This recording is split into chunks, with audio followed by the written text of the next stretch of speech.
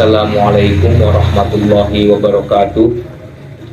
Bismillah, alhamdulillah, wassalatu wassalamu ala rasulillah Sayyidina Muhammad ibni Abdillah wa ala alihi wa ashabihi wa man tabi'ahum bi ihsanin ila yaumil qiyamah. Allahumma sholli ala Sayyidina Muhammad wa ala ali Sayyidina Muhammad adada ni'amillahi wa ifdolih. Allahumma akrimna binuril fahmi wa ahrizna min dhulumatil wahmi waftah alaina bima'rifatil ilmi wansur alaina birahmatika ya arhamar rahimin. Subhanaka la ilma lana innaka antal alimul hakim. Allahumma hidayatan lissawab, amma ba'du. Pertama-tama marilah kita panjatkan puji syukur kehadirat Allah yang mana atas berkat rahmatnya kita bisa menunaikan ibadah puasa di tahun ini, dan mudah-mudahan bulan suci Ramadan ini penuh berkah. Sholawat dan salam semoga tercurah limpahkan kepada Habibana wa Nabiyana Muhammad Sallallahu Alaihi Wasallam, juga kepada keluarganya, sahabatnya, pengikutnya, dan mudah-mudahan kepada kita selaku umatnya. Amin ya Allah ya Rabbal Alamin. Berbicara tentang bulan Ramadan, yang mana bulan Ramadan itu adalah bulan di mana diturunkannya Al-Quran. Sebelum-sebelumnya dari guru-guru itu sudah memaparkan materinya, perbagiannya masing-masing, dan bagian sekarang adalah bagian saya, bagian kami untuk menjelaskan tentang dalil puasa dan hikmah daripada puasa. Sebelum kita melanjut ke dalil-dalilnya, perlu kita ketahui juga yang namanya puasa secara bahasa adalah al-imsak, artinya menahan. Sedangkan secara syariat hukum Islam itu yang namanya puasa adalah menahan diri dari segala sesuatu yang membatalkan, dari mulai terbitnya fajar shodiq di waktu subuh itu sampai terbenamnya matahari. Itu yang mana di dalam puasa itu ada berbagai-bagai aspek. Namun yang saya akan bacakan pada kesempatan ini yaitu yang pertama, dalil. Dalil tersebut adalah dalil naqli, dalil daripada Al-Quran, sesuai dengan firman Allah dalam surat Al-Baqarah ayat 183. A'udzu billahi minasyaitonir rajim. Bismillahirrahmanirrahim. Ya ayyuhalladzina amanu kutiba alaikumus syiyamu kama kutiba alal ladzina min qablikum la'allakum tattaqun. Al-ayah. Pada ayat tersebut dijelaskan bahwa wahai orang-orang yang beriman, diwajibkan atas kalian itu untuk berpuasa, sama halnya seperti kewajiban kepada orang-orang yang sebelum kalian, agar kalian menjadi orang-orang yang bertakwa. Nah, dari dalil tersebut kita bisa Kita bisa mengambil kesimpulannya bahwa puasa ini bukan hanya pada tahun 2025 ini saja, sebelum-sebelumnya pun sudah dilakukan. Kenapa kok bisa diwajibkan puasa di bulan Ramadan? Ada ayat selanjutnya, yaitu yang berbunyi, Allah berfirman dalam Al-Quran, Bismillahirrahmanirrahim. Syahrul Ramadan alladzi unzila fihil Qur'an hudal linnasi wa bayyinatin minal huda wal furqan faman syahida minkumus syahra falyasum. Nah, kalau dulu saya di pondok itu suka dimaknai secara perkata.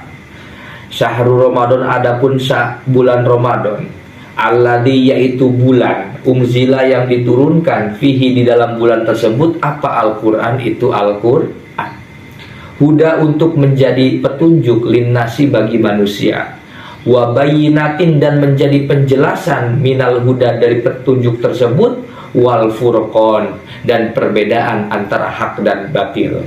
Kemudian ayat selanjutnya, Famang syahida minkum syahra falyasumhu.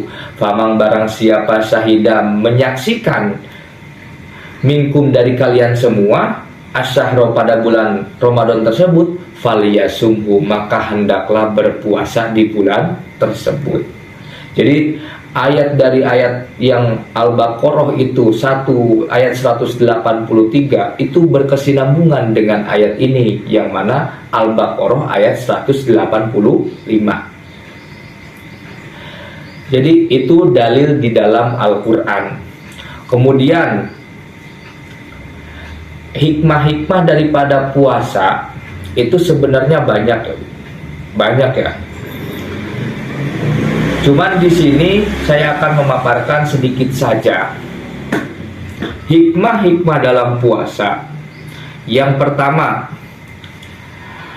berhubungan dengan akidah, yaitu meningkatkan keimanan, meresapi nilai-nilai ubudiyah, serta menghidupkan hati seseorang mukmin agar ia senantiasa merasa diawasi oleh Allah Subhanahu wa Ta'ala. Itu yang pertama. Yang kedua, berhubungan dengan tarbiyah, yaitu melatih jiwa untuk memiliki kekuatan, tekad, dan kemauan, serta menjadikannya mampu menahan diri dari godaan nafsu syahwatnya.